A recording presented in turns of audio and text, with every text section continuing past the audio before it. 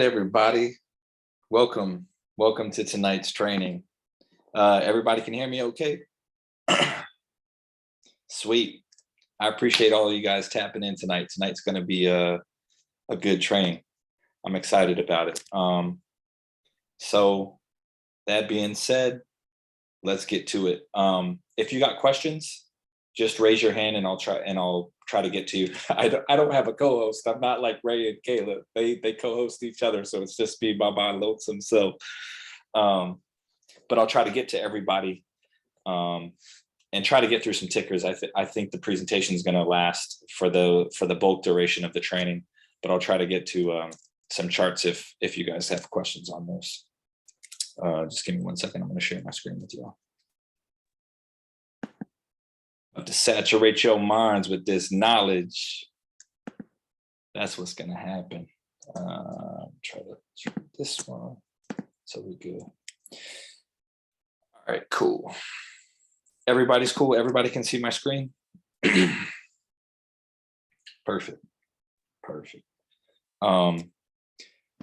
So I think I might present this rather than in the big full screen. I might present it this way so I can actually still use my cursor. And if you can all just mute yourselves too. Never mind, I'm gonna do that. I'm gonna do it. No need. All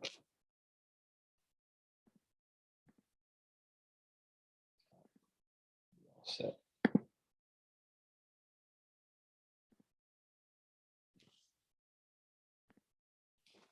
So for tonight, stocks and options, trading the gap, the gaps, plural with the S, is what I wanted to really go over tonight. So just house cleaning stuff first. I only have one account. Same with Chris, Crystal, all of us providers. We only have one account through our social medias. We're not going to ask you to trade. We're not going to ask you to send us money. So only got one account. These are my only exclusive accounts. Anything else is a fake. So if you just report it, block it, that's it. So trading the gaps. So the morning gap is one of the most profitable patterns for making the bulk of your trading profits. There's all these trading patterns, the descending wedge, the ascending wedge, the bull flag, the bear flag, all these things. But I'm telling you, if you can understand how to trade the gaps and you can understand these trading patterns, you can run up a serious bag and increase your portfolio very, very quickly. When does the morning gap occur? So the first hour of the market from 9:30 in the morning till 10:30. And that's when, everyone always says the hour flip, right? And then you have your power hour gap from 3 to 4 p.m. The first and the last hour of the market usually consist of extreme volatility and volume. And for all you Call of Duty fans, as you all know, I always say that this is what we call the gulag. And not everyone is built for the gulag. So that morning gap in that first hour is a byproduct of the built up overnight trading activity from various catalysts, whether that's an earnings release or it's the economic number, company specific news, whatever it is, right? And then which all of those then encompasses the profit taking or incoming buyers for the next market day, right? And so that's where all that volatility and volume and panic and mass hysteria comes from in the mornings. So there's different kinds of gaps, right? So if you look on this one here, there's not a gap between these two, right? And so what these are with the gaps are formed when the close and open of two sessions differ to the downside or the upside, right? So in this scenario, there is no gap between these two because these gaps have been filled, right? And this example here in the middle being the down gap, this void here in the middle, right? Because this is where this ends up being the lowest of the day.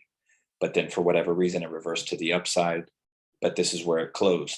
Then the following day, this is where it opened, right? So this becomes the down gap. This obviously becomes the highest of the day, but for whatever reason, it reversed at this resistance here, right? So you just draw a line straight over here, and that ends up being that same sort of resistance that pushes that down. So this becomes the down gap, right? And this here is the current candle open price. And then on this one becomes an up gap, because this is where the previous day's close was. And this obviously exceeds that portion of it, right? So this becomes the gap to the upside. And but I wanted to give a bunch of examples visually so that you could understand it on a fundamental level of what I'm talking about when these gaps. And I always say, like, I look at where the price is and where it was and how I play these gaps. I've said this so many times in all of my trainings and when I share my screeners with everybody. And this is exactly what I'm talking about, of like, where is the share price now? Where was it? Right. And then vice versa. This is obviously a gap to the downside, but on the contrary to that, I also look to the upside. So this here being where this closed at the previous day, and then it opens right here. So this becomes the down gap. Now, when this reverses, this giant gap has to be filled. Now, it's not going to go straight there, right? You have all of these resistance points alongside here. That's going to be a factor with it, with each one of those support and resistance levels. Everybody follow me so far? We good? All right, cool. Continuing on, I just want to make sure I'm not leaving anybody behind. So the majority of gaps do get filled at some point throughout the day. However, if a stock gap's really hard to the upside or to the downside, it could take days and even weeks, sometimes months, before ever refilling its gap. And so they call all of this, the proper like stock market terminology is called playing the gaps, right? And playing the gaps can be incredibly profitable and extremely fun to do if you know what you are doing. And I can't stress this enough, right? So in these examples here, this obviously being the previous day, now you can play it to either the upside or to the downside, right? You can short it, go long on it, right? You have your long entry over here on the base of this, and because this is the previous day, the previous high, and the lowest of that day, this becomes your price target. Everyone always asks, what are my targets when I'm getting into stock trades or options trades? This is how you figure it out. You're going by the peak of the candles, or you can do it. Your safest bet is to use the bodies of these candles, but you can take it to the wicks, because those are also support and resistance levels. So this is basically your long entry here, right? Because this becomes the reversal, and this becomes your target, and then this becomes the continuation of trying to fill that gap. And then on the contrary to that, right, is this is obviously being pushed down. It hits this support level right here, so this becomes your short entry, and this right here becomes your target, because this was the and this goes back to other trainings I gave on price targets and entries and exits, is at its previous highs and previous lows of previous days. So if it's already broken this support right here, where's it going to go? Well, it's going to stop here. You're going to have some resistance here, but your ultimate end target becomes the previous high of the previous day, essentially. So that becomes your target, right? And so in the scenario, if you're entering here, you really want to secure half, 3/4 of your profits there at this target. And then here you can keep, your runners to come and fill this little gap down here. If you don't, then you run the risk. You run the risk of a reversal pattern back up to the upside. And then ultimately you get your feelings hurt. And that's the same concept on this whenever you're going long too as well, right? So when you reach this target here, you draw that line straight across, whatever percentage that is for you, whatever share price that is for you, you really want to secure the majority of your profits, or at least a large portion of it, right? Your idea is to scale in and scale out of these trades at certain targets.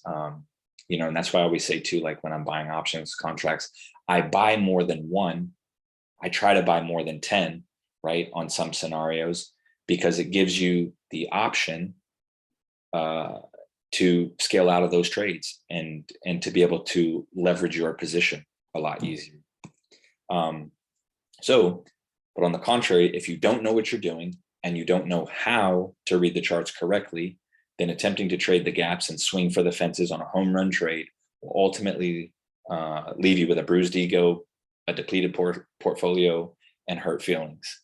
Hence the reason why we as providers stress the importance of charting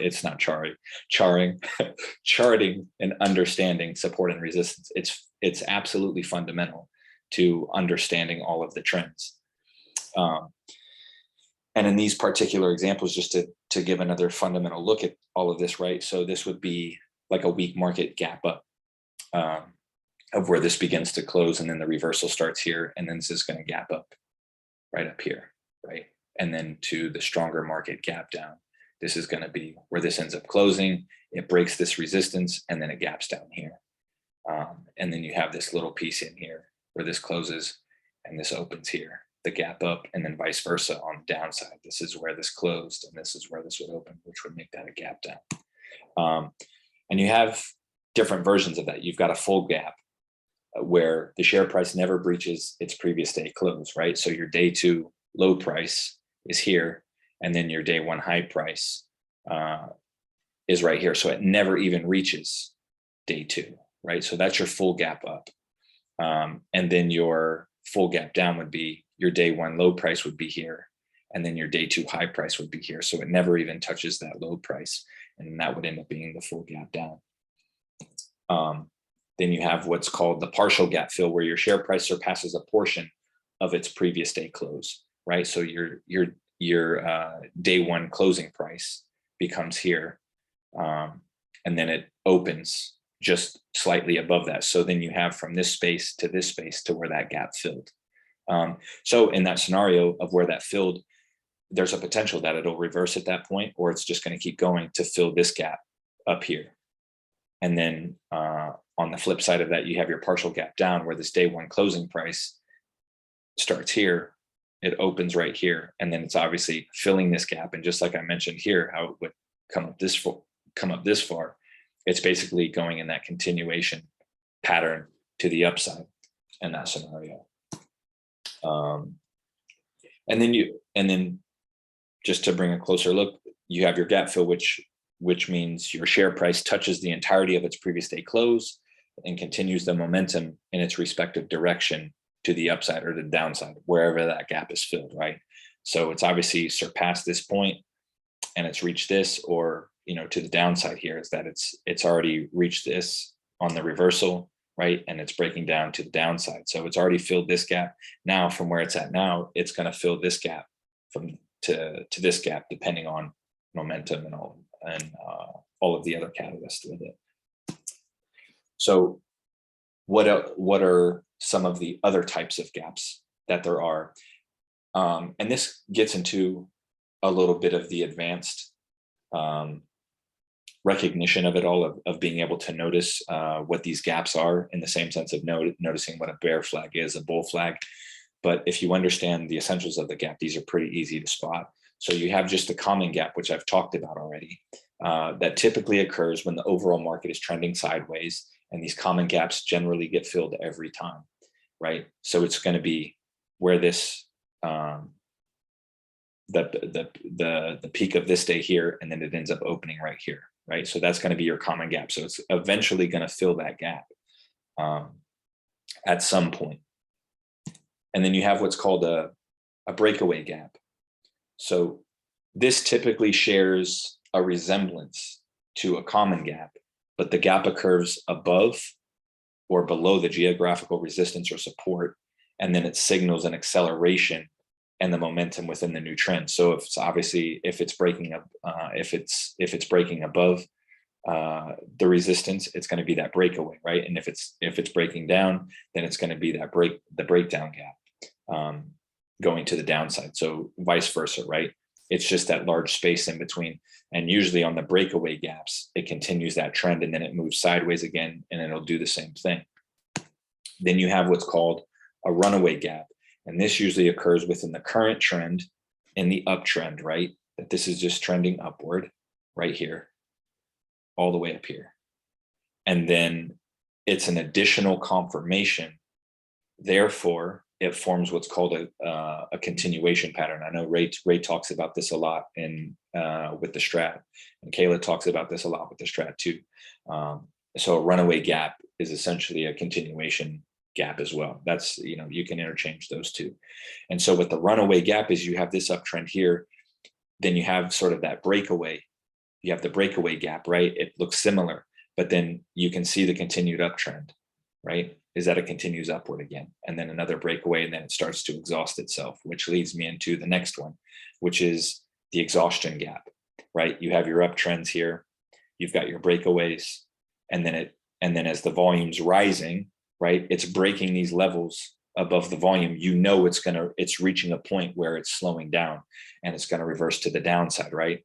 So this little space here becomes that exhaustion gap, and it starts that trend to the downside, move sideways, it'll run back up, right? And then this becomes its peak resistance. And then it follows that same trend down to be the exhaustion gap. And then just to kind of bring them all together on one chart, you've got this this downtrend here, and then for whatever reason, whatever catalyst behind it gives it that momentum to break away, right? Runs up, it'll come right back down, and then it'll start trending upward again, right? You're taking this and running this straight up, this line here, the base of that, running that, and it just becomes that upward trend, right? Comes through here again, and the uptrend pushes it back down to support, but it continues to run, and now it's just reaching its peak performance up to this point, and peaks up here, but then that support of where you see that trend starts to shift is right in here, right? Because what you need for that confirmation is 2 to 3 days worth of candles. That's going to confirm the direction of where it's going to go next, right? So this starts to move sideways at this point, right? And so that becomes your confirmation that this becomes a trend to the downside. And this is what I use. Switch the screen real quick. I'm going to switch the screen. So this is my Play the Gap Daily FinViz screener. I think I might have given this to the group already. I'm not for sure, but I use this all the time. I use it at pre-market. I use it at open. I use it throughout the day when new stocks come through the woodwork. So when you go to FinViz, you're going to go to filters, click all. I usually put and look, all of these are interchangeable. You can do whatever you want, but this is specifically what I do. And there's times where I interchange some of these also. Generally, I put the price over 7, and I say that because it keeps everything that's a penny stock out of that equation. But there's also times when I'll just put price at any. So you can choose based on your budget, based on certain things that you're looking at, and then I'll do the analyst recommendation for a buy or better. And I say that because, or vice versa, right? If you want it to be to the downside, right? If you want the gap to be 5% to the downside or negative 5%, whatever you want, you can interchange those based on whatever you choose for the gap section, right? So in this scenario, I'm just doing buy or better. If you're doing the negative gap, you would do sell, or you could leave it blank. It's totally up to you. The idea of these screeners is to narrow your watch list and to narrow your focus for promising opportunities. And that's what I try to do. So sometimes you have to play with it a little bit and toggle and see, well, what's the difference when I put this in to the screener? So I'm doing the buy or better. The average volume, I'm putting it over 300K. And I say over 300K because right around that 250 to 300K mark is when things really start to move. And that's usually when they come out of the woodwork, right? If you only have, I know that there's a lot of people who don't touch anything under 1 million in volume, or 500,000 or 750,000. If you put your parameter there, you're going to miss a lot of opportunities, because they really, all of the big, massive trades that I've been successful with have been, they always started around that 250 to 300,000 mark. By the time they get to 750, by the time they get to 1 million or whatever, right, on these higher numbers, yes, the volatility is great. Yes, the volume is great, but you're also missing a massive amount of percentage, especially in options, to get into these trades early. That's my strategy. That's always been my strategy since I've been in the Wealth Squad with everybody. And as a provider, is to put you guys onto the trades early. Not super early all the time. You know, I know that there was a couple of trades that we were super early on, but most of the time I try to catch it within a day or two, or a couple of days, or, you know, some cases with like SPRT, that was like 9 days early, something along those lines. So that's how I do that. And then I'm looking at the industry.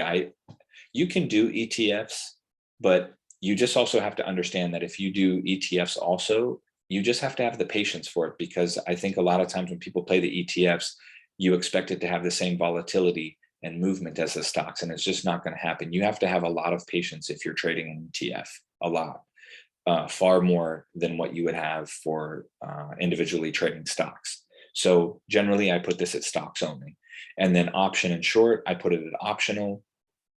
Now, a lot of times I leave this open because I want to, and I don't put anything, right? I just put any.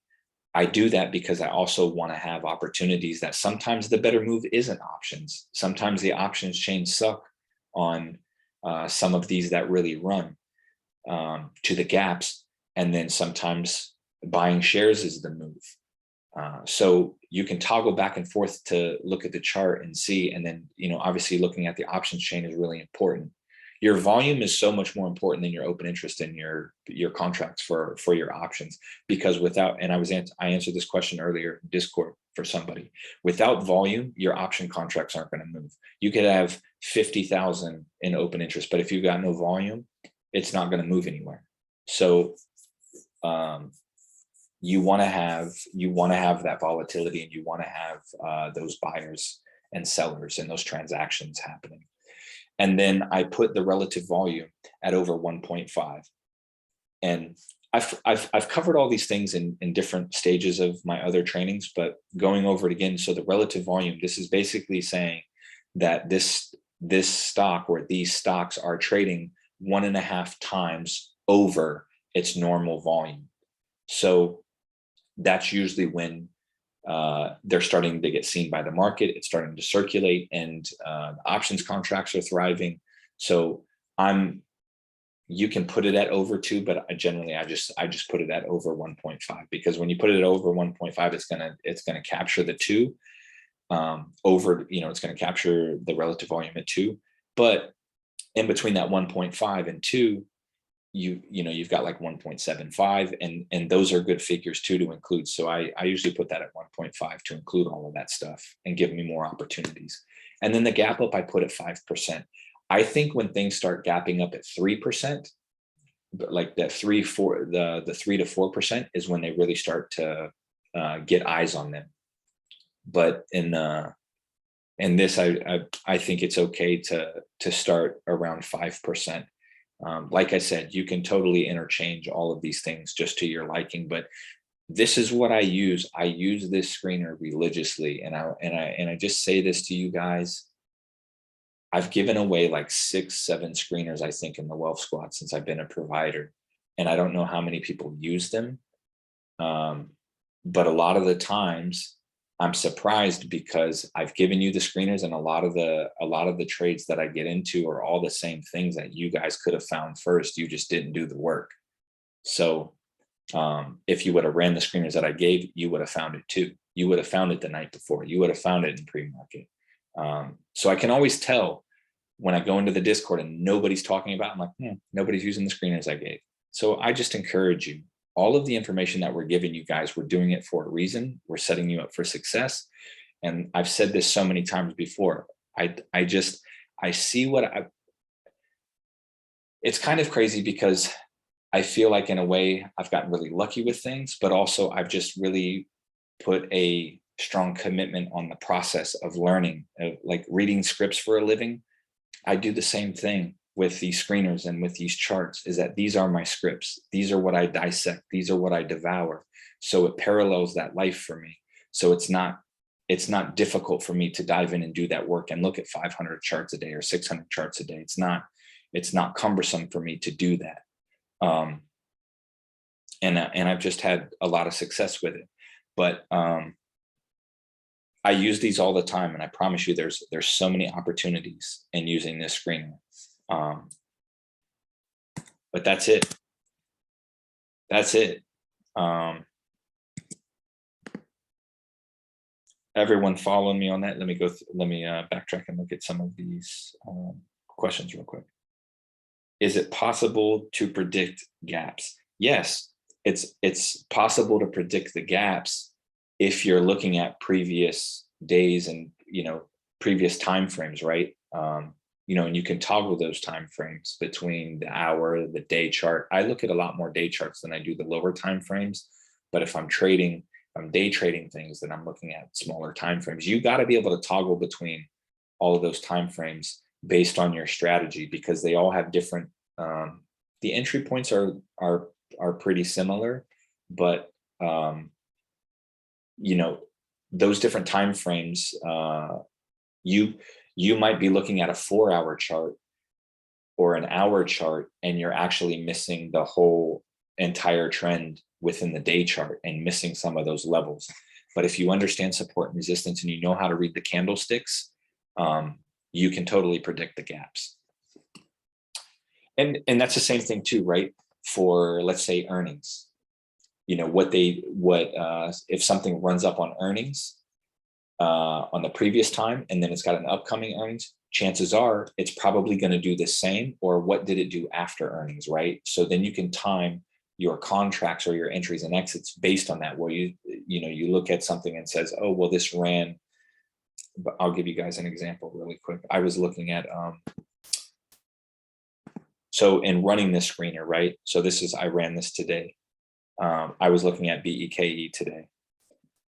And so looking at this one, they had their earnings today. So with this one, right, you see this massive gap right here, right? That it started here at 11:57, and then it opened, basically right here, I guess, or opened right here at 12:52. So this gap is gonna get filled too, right? And so if you go backtrack and you look at what it did the previous earnings, I'm trying to remember when this earnings was last time. Yeah. So what it did on the last earnings, it obviously tanked, but so it looks like it closed up here at 14, and then it tanked all the way down here to 12, right? And then it ended up finishing down here. So it was completely opposite, but it started that downtrend from there. And now here on this earnings, it looks like it's completely different. But of where this is at right now, you've got the high at 1350. That's the resistance, right? And it's also kind of around that trend line crossover. So that could be a peak resistance too. You're looking at peak resistance at 1381-ish, somewhere around in there, right? So at 1381, if you're mapping this out for yourself, this becomes that resistance, right? That reversal pattern. It's either going to continue through that to the upside, or it's going to reverse back to the downside and, possibly refill this gap, right? Because you have this here back down, which is essentially right here, right? You have this gap right here, all the way back down to here. And right here where this is exactly where this ended, or where this opened at, or got down to in the low of the day. And you saw that it got to the low of the day and then it bounced back up and finished up here. So that's just another example for you.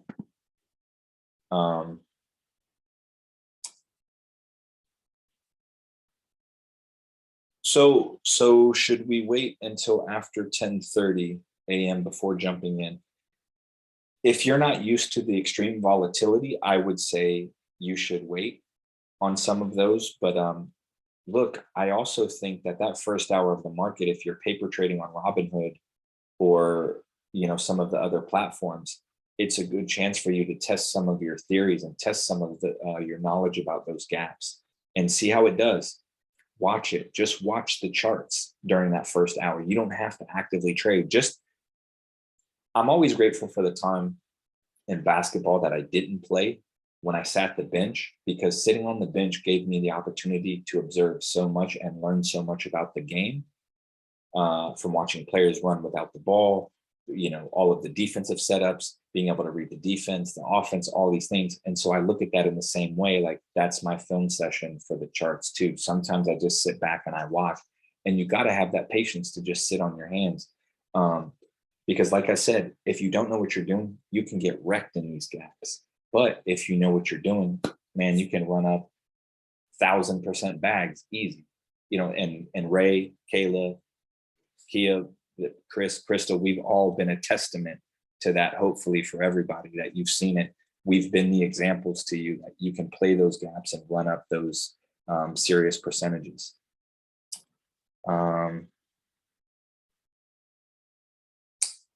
Mike, why exactly do you sell at the body and not at the wick? Is the body price range more important than the wick? So the wick is really the highest or the lowest of the day.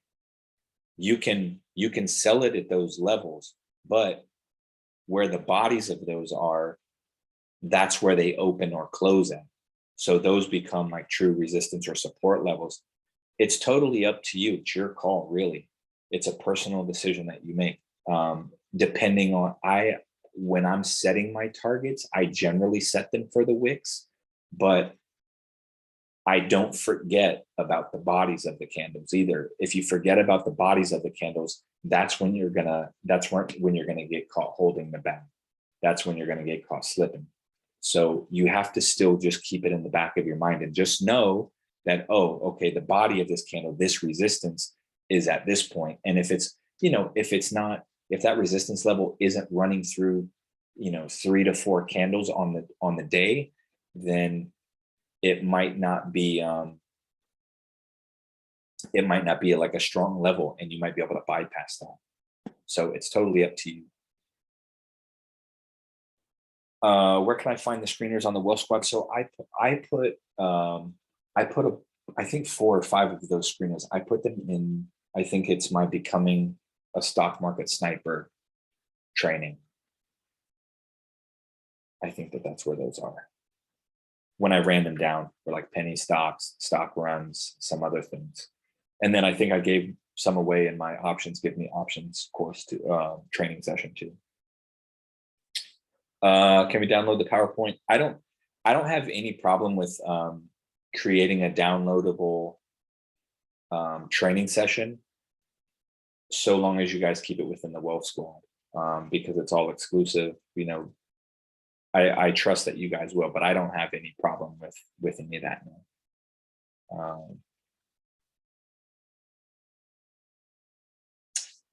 Anything on your radar for tomorrow, Mike? So I haven't looked at the market for tomorrow yet, actually, because I'm traveling at the moment, and so I've been bouncing around all day today and stuck in meetings, so I wasn't able to look into the market yet. On top of this training, as I was trying to finalize this for everybody, but yeah.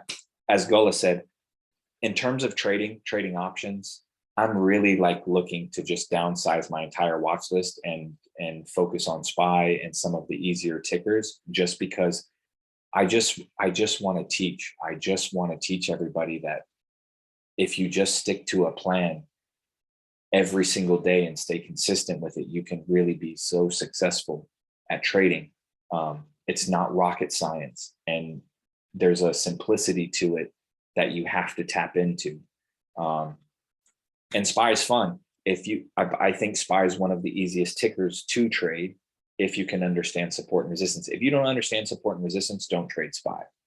But if you're trying to understand it and learn it, SPY is one of the best ways you can learn it, because it's so volatile every single day. And when it runs hard. So that's kind of where my focus is. But I'm always on the lookout for those banger trades too.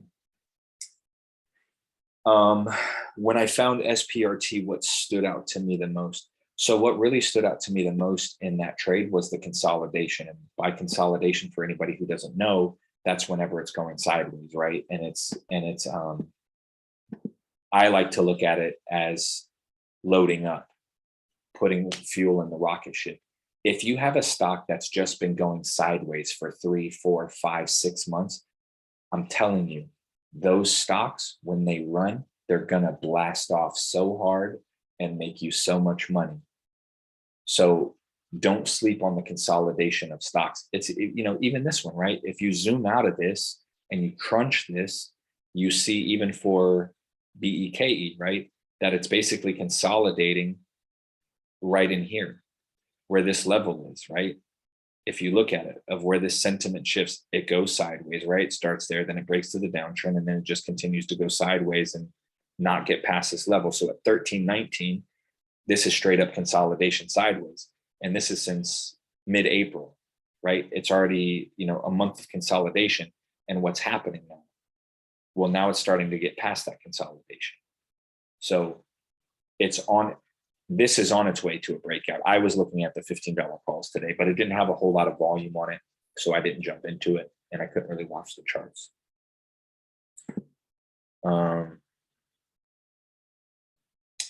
How can you determine an estimated time frame for when the gap will fill in order to determine the length of your potential contract?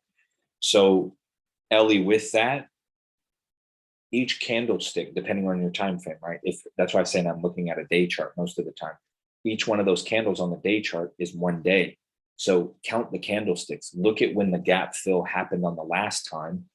And then you can kind of guesstimate it based on the number of days over a period of time. And then you can also look at the average true range or the average daily range, right? Which the ATR, the ADR that everyone talks about. If you can map out those levels with that, you can time when those gaps would be filled. It's hard to know, like during the day, oh, well, I think this is going to fill at 12:36 p.m. in the afternoon. You don't really know that. A lot of things can happen, but you can at least have a time frame. Okay, it should fill the gap by day 3 or day 4. It should fill this gap based on the volume, based on the average range, based on catalyst, whatever. You can kind of guesstimate those figures, but it's almost like one concept or one principle enhances the other. Like in order for you to understand volume, you need to understand like support and resistance. And in order to understand average true range, you need to understand support and resistance. You need to understand previous days and previous highs, all of that stuff. So one thing begets the next thing for you to get to the next phase. There's, as people will say, there's levels to this shit, right? So there's levels. It's just like being on like Mario Brothers trying to beat level 8. You got to get past one level at a time, and give yourself that time. There's no rush. The stock market is not going anywhere. It's been here since the beginning of time. It's not going anywhere. It's going to be waiting for you when you get finished studying. But when you get finished studying, you're going to have so much knowledge and so much power at your fingertips that you're going to be able to be successful. If you don't already believe in yourself, you don't have that confidence.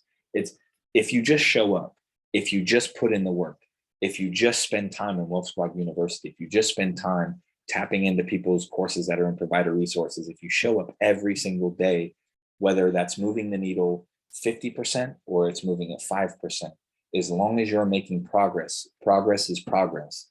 And it's progress, not perfection, right? You just have to keep moving forward and showing up. If you keep doing that, I promise you, your success is inevitable. It's inevitable.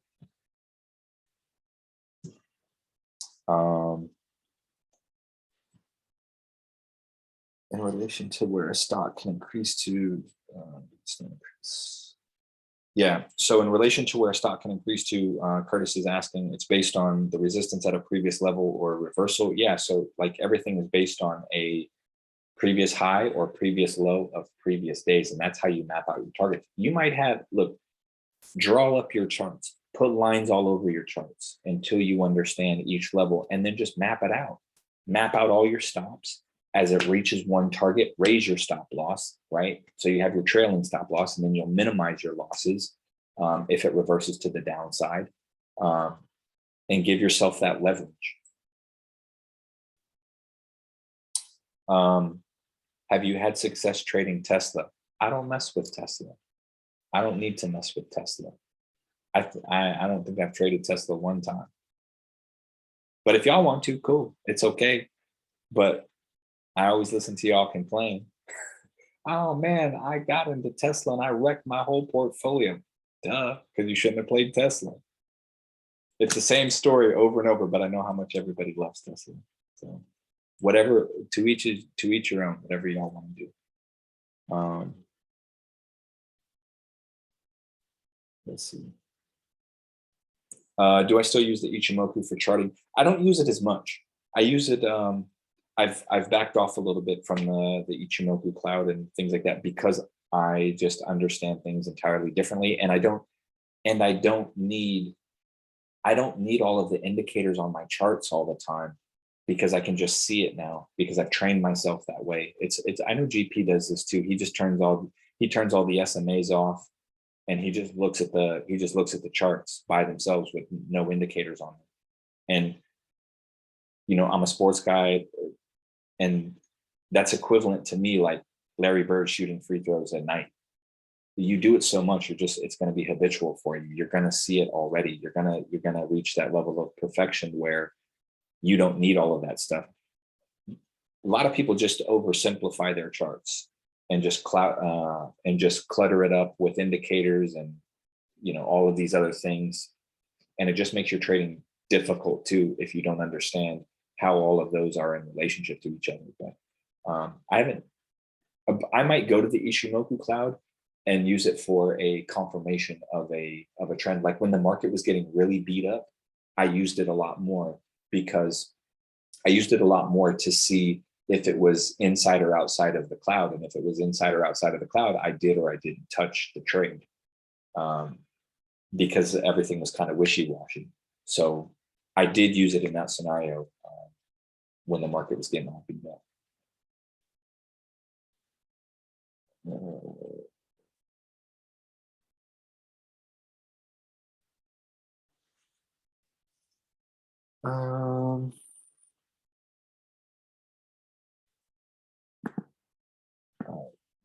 Let's see. Katisha, you're asking, can you explain where the gap will be filled again, like your entry and target? Do you have a specific stock in mind that you're asking me about, or are you just saying in general?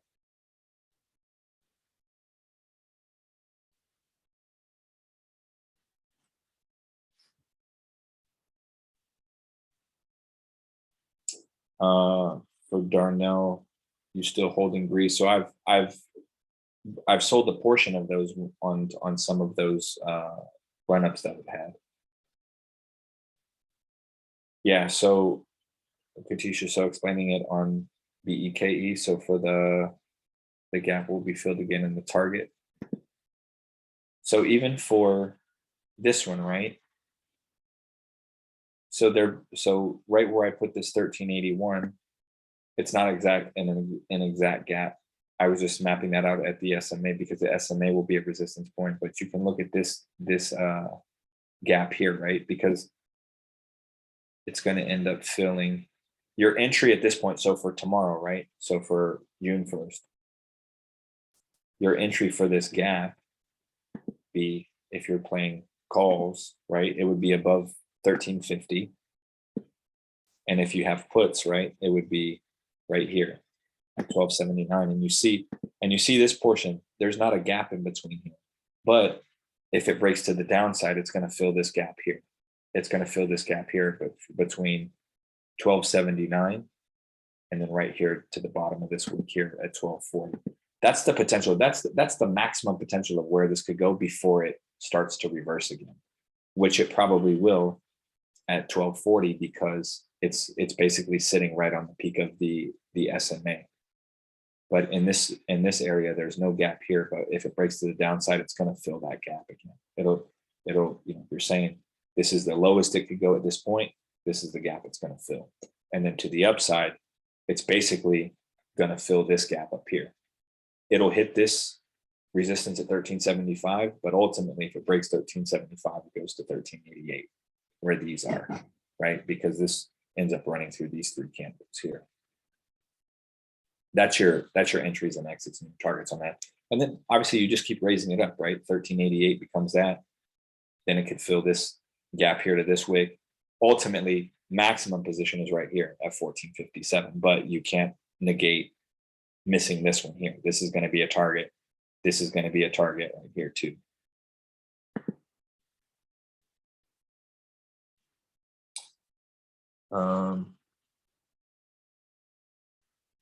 Can you cover Ulta? Yeah, I can look at Ulta real quick.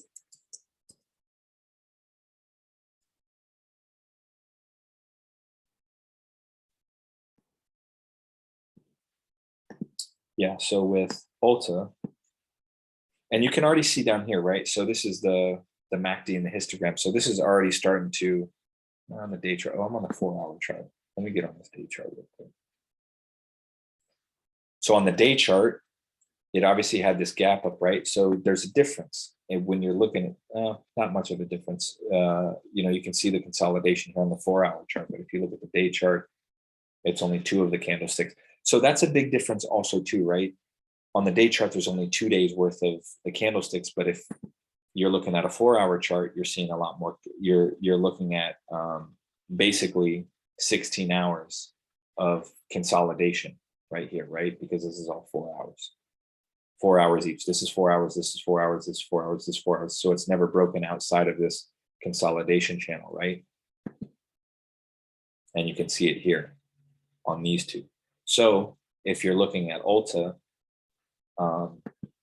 it could still continue consolidating sideways. But if you're looking at a range, right, your range of that consolidation is at 408 on the downside. It breaks that consolidation at 408.77, or it breaks it at 428, right? So if it opens above the 428, it ends up filling this gap up here. As far as 439.07, that's like the maximum, but you would still probably, because let's see, what's this AT? Oh, the ATR is $19. Oh wow, this could really run far. I didn't realize their ATR was this high. So this has the capacity to run pretty heavy. But in this scenario, basically, this is probably going to be a fairly strong resistance point at 432.07 would be your first target. You know, you wouldn't have to sell like 50% of your position. You could down, you know, if you bought 10 contracts, maybe sell 3, maybe sell 30%. You know, secure some profits. You should be securing some profits at every target level. Work yourself up, you know, whether it's shares or options contracts, to where you can leverage yourself to scale out of your trades in that way, right? So if you're looking at Ulta, first target, you know, you're looking at 432.46, but I think it blasts through it and it ends up going to 435.57. If it breaks that, then it fills to 439. That's how I would look at that. And then vice versa to the downside, right? If it ends up breaking these, now I wouldn't play this to the wick, like that's the maximum, right? But if I'm playing this, I would get into puts at like 14.17 is when I would start looking at entries around 14.17, because from 14.17, this potentially goes to 14.08. And if it breaks 14.17, it's not just breaking 14.17, it's also breaking where the peak of this SMA is, right? And most of the times when it hits those SMA, it reverses to the upside. So chances are it bounces here instead of breaking through to 408. So you have to be conscientious of those elements, if you will. if you have time, would Amazon gap up to 2450, 2500 resistance for the potential reversal down or breakthrough being potential watch for a ticker tomorrow? All right, let's go look at Amazon real quick. And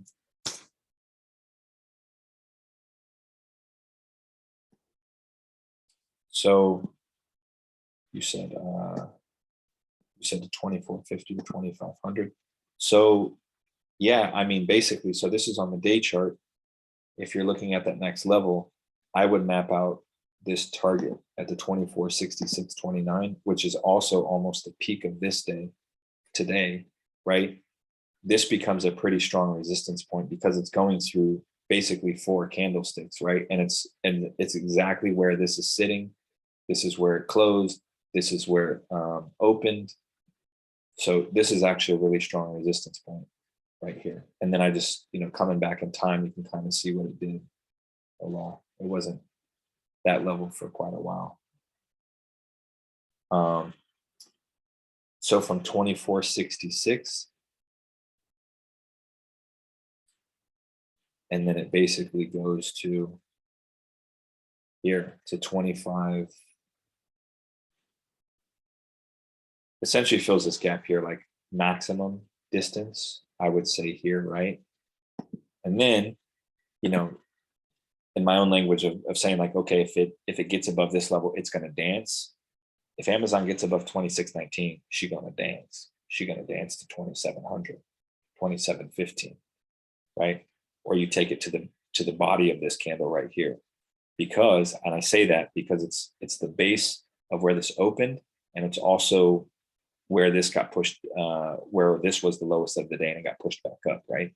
So I would almost say that the base of this candle is probably the more realistic target at 27.59, and it just powers through this little, $20 move. But it's not a guarantee, so I would just account for both of them because it's Amazon. But that's where I see that potentially gapping up, and you can already see that this is already a confirmation, right? It's the stepping stone. But a crucial resistance has to be that 2466. If it breaks through that, then chances are it goes to 2619, but it's got to break through, basically got to break through the 2996 first. If y'all can see that. That's how I would map that out. And that's on the day chart, right? And then you can look at more precise entries if you go to the 4-hour chart. You can look at it here, and you can see I mapped it out on the day chart first, and mapping it out on the day chart first, you see that it's almost the exact levels on the 4-hour chart, right? And then you come up higher here, it ends up running to 2700 above that 2619. Makes sense. Michael, do you trade SPY on a particular time frame like the 30 and 60 minutes, or strictly based on support and resistance? Maybe it's both. Also, do you just play the daily contracts, or how far in the future will you go? Guessing you like future data if there's a cheap contract with volume, no eye. So Sean, most of the time on SPY, when I'm trading those contracts, I look at it on the day chart, but I also look at, usually for options, I'm looking at it on the 4-hour chart. I'm not so concerned with the hour chart because most of the time for SPY, I end up having to hold the contracts longer. And if you're looking for the quick day trades, then the hour chart I think is the better time frame. But for me, I've had a lot of success with the 4-hour. You just got to toggle between the time frames. It's totally up to you. And I play the dailies, the 0-day expirations, because those have the most volatility and they're the riskiest. The contracts are cheap, but they also have the highest payouts. So, and with that, I'm essentially looking to get, no matter how big my bank account is or how small it is, I'm always looking to get my contract under $1. Always, no matter what stock it is. That's the ideal for me. If you can get it under $1, that's solid. Because most of the time on SPY, that thing's running $2 or $3 on that. And if you're catching it at say 47 cents and that thing's going to like 325 per contract, I mean, you basically hit a banging trade. But the thing with the 0-day expirations is that your theta eats all of those contracts. So you have to be careful of that and just, you can't get greedy with the 0 days, because your theta, your time decay, is going to crush all of your contracts. And in those large spikes in volume to the upside or to the downside, the reversal back is going to just eat your contracts. So it's not going to be worth nearly as much. So you know, the later in the day that it gets, the more you have to sell that contract. So don't get greedy with the 0 days.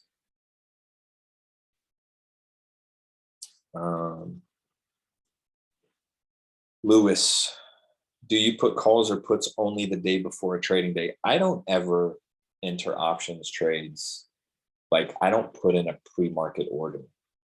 Or, you know, like if I'm doing a YOLO trade, I'll do it, you know, the day before at a, you know, at the bell or right before. I rarely ever go heavy on any of those trades because it's such a gamble. And this is where a lot of people wreck their portfolios. Don't wreck your portfolio doing YOLO trades or taking a gamble on something that's like, oh, I think it's going to go up to this or this or this. Play light, because if it doesn't, it's a lot easier to scale back in, buy more contracts to average down, whatever, if you need to.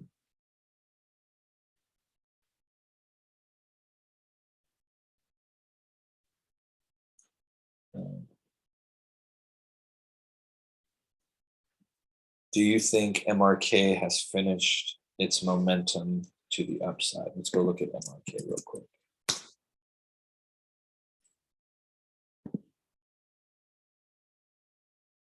Looking at this not too long ago. So this on the 4-hour chart, and switches to the day chart. No, I actually don't. I don't think it's finished. You have all your time frame continuity, that's bullish, right? And it you actually have like some, I mean, you have some decent movement, right? You still have another dollar that this can move before it gets to the SMA. And when it gets to the SMA, what's going to happen? It's either going to go back down to the downside and get pushed back down, or it's actually going to bounce up. And if it bounces up, which I think it will, look at this gap here. You're going from 93 all the way up to 94.49. So I don't think that the momentum of this is done. And if you map out this level here, you basically have this support level of which it's touching, right? So where this touches, bottom of this one, peak of these 3 candles, right? So this is actually a really strong support zone. So I think that this is probably, you know, and you see it, it started to reverse to the upside. You know, this is where it's going to bounce. That's where I end up playing this one. And I would say that resistance comes, it's going to see resistance at the SMA at 93.29, because that's the peak of the SMA here. And it's also the peak of this candle. It runs through this one, it's the base of this one. So there's a lot of support and resistance on that. So, but above 93.29, this is going to end up filling that gap to 94.28, right? This little gap here. It'll still hit these little other marks, but for the most part, I think it fills this gap on a day level. Now, like if you, going back to like which time frame you look at in this scenario, because you have all of these little intraday resistance and support, I would look at smaller time frames for these to day trade it within the level here at 93.29. You might be able to day trade it at certain levels between that dollar move. That's where I think that goes, or how that's going to play out.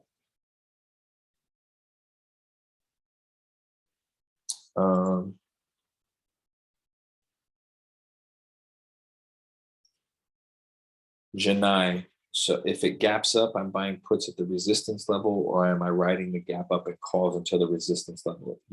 If it gaps up, you're going to continue to buy calls. If it gaps down, you're going to continue to buy puts, because those gaps are confirmations. But you could, you know, like you could buy puts if you wanted, depending on where the RSI is, how strong the resistance is. But a lot of the times it's just going to hit that resistance and it's going to just pull back for a second, cool off, readjust itself, and then it's just going to continue the momentum most of the time, depending on you know, what's its average daily range, what's its average true range, whatever those are. Like if it's exceeded those, then I would be cautious. I would be cautious about continuing that momentum, because most of the time it'll just continue to get pushed down and it won't break through. When looking at the gap fills, do you use daily or the 4-hour chart? I use them both, but I primarily look at big charts most of the time. Hello, can we please look at target? So let's go look at target real quick. I'm going to look at target, and then this will be the last chart. It's 8:30. I want to be conscious of your guys' time. So wow. So with Target, and I know Kayla plays Target all the time. She shops at Target. She's a Target girl, so she knows Target inside and out. But this is a massive gap here.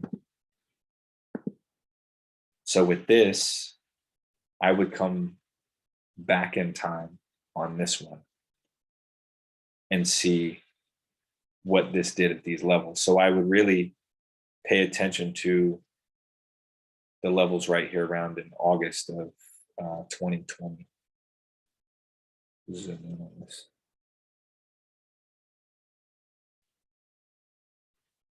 And you can see when I map out these levels that it's going to inform what it does on the present. So where this is at, I mean, the space, it's not a huge gap in this area, but it essentially becomes targets right here at 163.11. And then you can basically take it to like the peak of the SMA, or like where this consolidates all of these candles here, these 6 candles, seven days worth of candles. You basically take it to the peak of those, right? And when you take it to the peak of those candles, it's right where this momentum changes, right? It breaks out of this and then it starts to break out and run. So that being said, coming all the way forward again, you can see it's almost exactly where it needs to be. So then that gap, that next target after the 167 becomes 206.20. Now, when it reaches 206.20, that's when I would sell the majority of those profits in that scenario, right? And then to the downside of this, right? If this continues to go sideways and then break the trend downwards, it ends up filling this gap, and then this gap actually becomes part of this gap too. So I would actually kind of take this down to this level here, to 150. If it breaks, what level is that? I can't really see. Yeah. So where this is at now, like if this breaks 163.11, this could potentially fall now. So I would map it out here. And you can see right before I drew this line, right? You have just a small gap in between these two. Zoom in a little bit so you can see you have this small gap here. So I would take it right here to 157. So that's potentially where this could end up going, to 157. Now you can mark this space here because you've got a tiny gap here of where that momentum shifts and that changes. But if it breaks, if it continues to fall and it breaks 161.37, then it essentially falls to 157. So if I'm playing puts on this and this is falling to 157, I would probably be looking at somewhere between like probably a 148 or a 150 put of some sort, right? Because this could essentially fall all the way down to 150. But probably stop around here like this 156 before it started to rebound itself. Does that make sense? I hope that answered your question. Yeah, that's how I would kind of look and assess target based on those gaps and choosing contracts. I'm gonna go look at the options chain real quick on target. And this is the site that I shared with you guys, Optionistics. Yeah, I think might jump into target puts tomorrow. What's SPY doing? So whatever you're deciding to enter in, you should always be looking at SPY too. What's SPY doing? Because everything is encompassed in that, right? I'll look at SPY real quick and see. Yeah, so even SPY is bearish for tomorrow too. So I think puts on target is probably a good move. I'm gonna look at these contracts real quick. So I shared this site with everybody before. I was looking at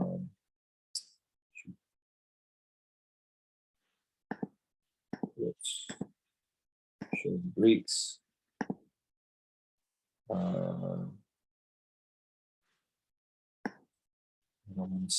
want to see down to like 140 for this. All right, so if I'm doing puts, now I'm looking at volume and I'm looking to see what stands out. So you got 160 puts. So like I said, I would look around like a 148 is what I said first. Look at the 150. The 150 for June 3rd, right? You've got 153 volume, but you've got your open interest here. So the contracts are at 11 cents. Now, if you go further out, yeah, same thing. Yeah, I would probably stick with the June 3rd contracts. And I would even look at,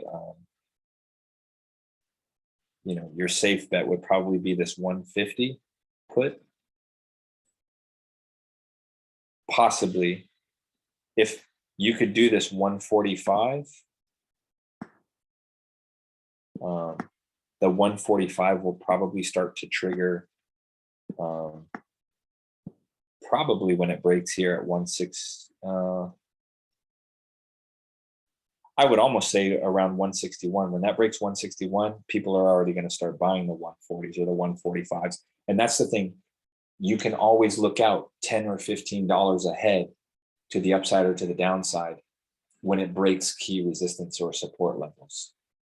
People are going to start buying $15, $20 out on weekly contracts, or 2 or 3 weeks out. So that's the target contracts I would probably play. I would play the 150 put for June 3rd, or I would play the 145. And the 145 is at 5 cents. So if you got that, you get that at an extremely cheap contract at 5 cents. And if you can catch a contract at 5 cents and it runs to 20 or 25, man, you're balling. Anytime you can catch a contract under 10 cents and there's a lot of volatility, or there's a buildup, or there's a potential for a massive drop or a massive run up on the chart, those are the golden ones. Those are the golden ones. Those are the ones I've scored really big on. Anyhow, y'all, I appreciate you guys. I hope I answered your questions. I hope you understand playing the gaps a lot better. If you got questions, feel free to tag me in the Discord. It's always best to ask it in the chat because it might answer somebody else's question too. So I'm not against the DMs by any means, but having the community involved and getting other people to read the questions too, and it might be helpful to somebody else who has the same question. But anyhow, y'all have a good night. I appreciate all of you, and let's run up these bags. Have a good night, y'all.